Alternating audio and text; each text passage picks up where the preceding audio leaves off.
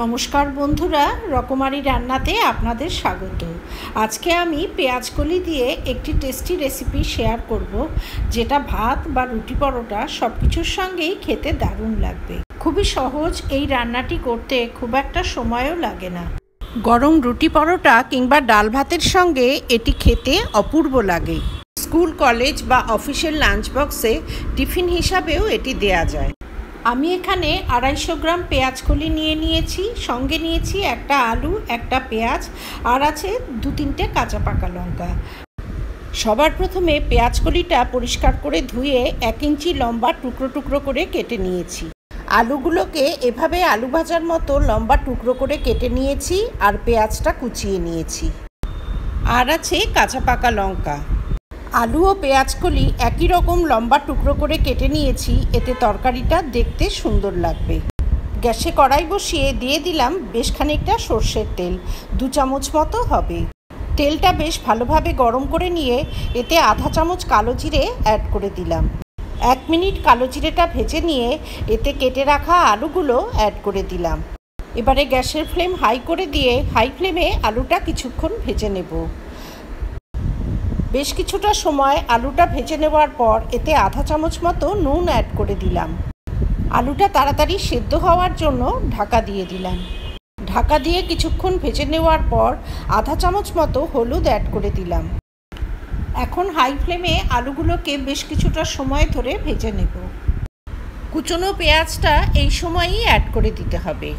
আলু পেঁয়াজটা কিছুক্ষণ ভেজে নিয়ে এতে পেঁয়াজকলিগুলো অ্যাড করে দিলাম। আলুটা শক্ত সবজি, সেজন্য সবার প্রথমে আলুটাকেই অ্যাড করে দিতে হবে। পেঁয়াজকলিটা নরম সবজি, সেজন্য শেষের দিকে পেঁয়াজকলিটা অ্যাড করে দিয়েছি। আলু ও পেঁয়াজকলি কিছুক্ষণ ভেজে নিয়ে এতে টুকরো করে কেটে রাখা শুকনো লঙ্কা অ্যাড করে দিলাম। শুকনো লঙ্কাগুলো ফোড়নে অ্যাড করলে পুড়ে কালো হয়ে যেত, সেজন্য সবজি ভাজার সময় শুকনো লঙ্কাটা অ্যাড করেছি। তবে এটা অপশনাল, পছন্দ না হলে শুকনো লঙ্কা অ্যাড না করলেও চলে। এবারে ঢাকা দিয়ে সবজিগুলোকে কিছুক্ষণ ভাপিয়ে নেব।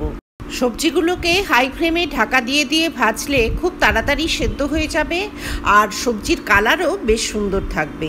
এরপরে অ্যাড করে দিলাম বেশ কিছু কুচনো কাঁচা পাকা লঙ্কা। এই রান্নাটি করতে কোনো রকম জলের ব্যবহার করব না, সবজির নিজস্ব জলেই রান্নাটি হয়ে যাবে। স্লো ফ্লেমে রান্নাটি করলে সবজি থেকে প্রচুর জল বেরিয়ে ভর্তা মতো হয়ে যাবে, আর সবজির কালারটাও নষ্ট হয়ে যাবে। আমি এখানে 2-3টে কাঁচা পাকা লঙ্কা কুচিয়ে অ্যাড করে দিয়েছি। লঙ্কাটা নিজেদের পছন্দ অনুযায়ী দিতে হবে, যে যেমন ঝাল পছন্দ করেন। ঝাল বেশি বা কম খেলে লঙ্কার পরিমাণও সেই অনুপাতে বাড়িয়ে বা কমিয়ে দিতে হবে।